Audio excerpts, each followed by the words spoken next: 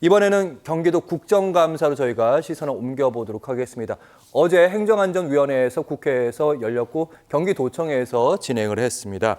여기에서 파주시장이 등장하면서 국감장 사실 저도 실시간으로 봤는데 처음으로 소란스러워졌습니다. 그렇습니다. 앞서 우리가 경기도의회 조사특위에서도 충돌 고성했다고 얘기했는데요. 어제 있었던 수원에 있었던 경기도청 국감장에서도 여야 간의 고성이 오고 가는 소란이 벌어졌습니다. 앞서 말씀드린 것처럼 하신 것처럼 김경일 파주시장이 등장하면서 이런 모습을 보였는데요.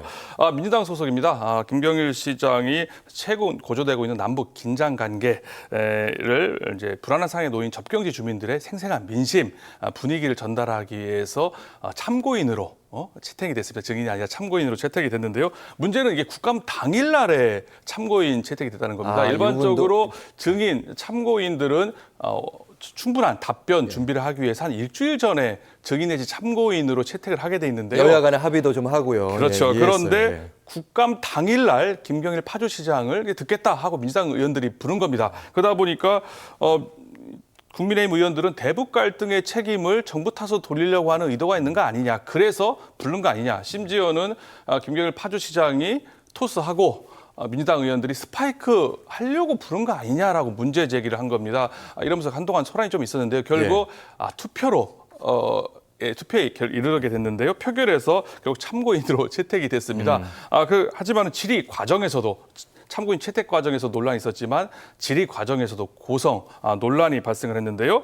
국민의힘 조은희 의원이 과거 문재인 정부실에 있었던 서해 공무원 피격 사건이라든지 남북 연락사무소 폭파 같은 것도 정부 탓 아니냐라고 어떻게 보면은 접경지 분위기를 묻다가 이 얘기를 물어본 겁니다. 국정감사 사실 경기도 1년 잘 진행됐는지 이걸 봐야 되는데 옛날 얘기하는 거죠. 지금 문재인 정부 시절에 정쟁화됐다 이 말씀이신 거네요. 그러니까 파주시장이 거기서 그 점은 생각해보지 않았다라고 이렇게 답변을 한 겁니다. 그러다 보니까 파주시장 답변에 문제가 있다. 파주시장은 내 답변에 무슨 문제가 있느냐라고 하면서 언쟁이 붙은 겁니다. 민주당은 참고인 불러고 이게 뭐 하는 짓이냐라고 목소리를 높이면서 국감장에서 험악한 분위기가 연출이 됐습니다. 한편으로는 이제 민주당 입장에서는 안보 이슈로 이 경기도 국감을 좀 안보 이슈 집중을 시키려 했던 의도도 좀 있지 않았을까? 그런 생각도 좀 해봤습니다.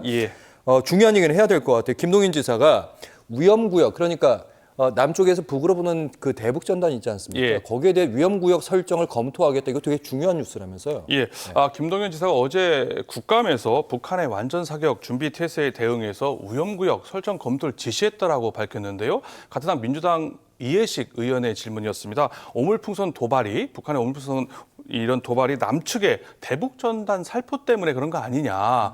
그러니까는 경기도에 이거에 대한 대처를 묻고 답하는 과정에서 김동연 지사가 답변한 내용입니다.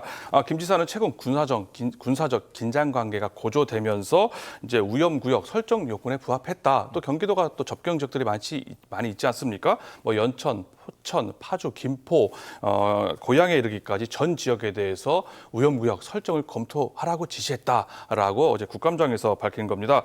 도가 이들 구역을 위험구역으로 설정을 하게 되면은요, 대북전단 살포 단체의 관계자가 이 접경 지역 출입을 엄격하게 통제를 할 수 있게 됩니다. 행정명령을 바라기 때문에 행정명령에 근거해서 이걸 위반하는 관계자에게 체포, 형사 입건의 조치를 할 수가 있습니다.